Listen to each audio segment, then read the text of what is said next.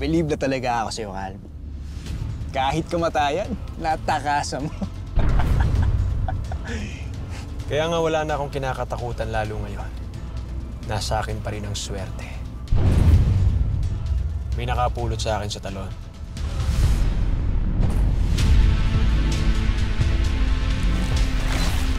Calvin!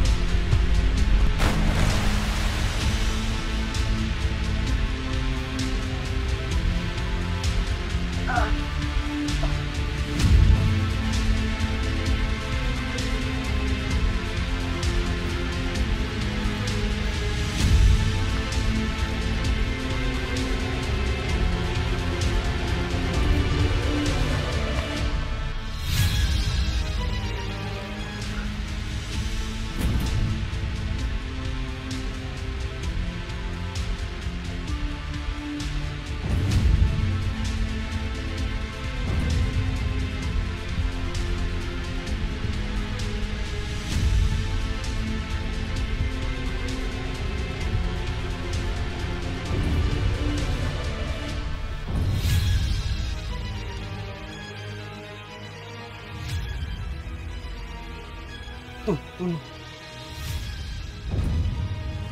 Tulong mo ako.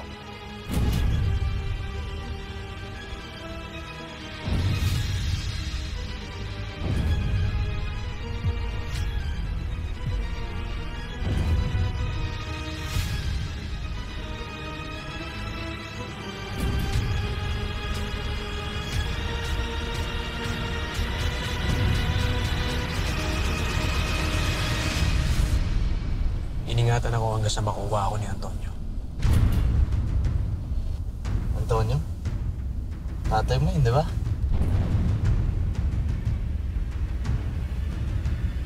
Paano mo nalaman yung tungkol dito?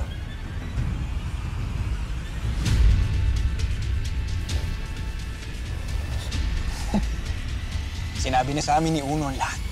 Ang nakaraan mo at ang buong pagkatao mo. Alam na rin namin na hindi mo tunay na ama si Senyor. Pero kahit na ganun, siyempre.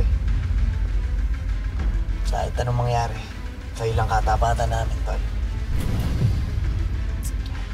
Alam ko namang maaasahan ko talaga kayo eh.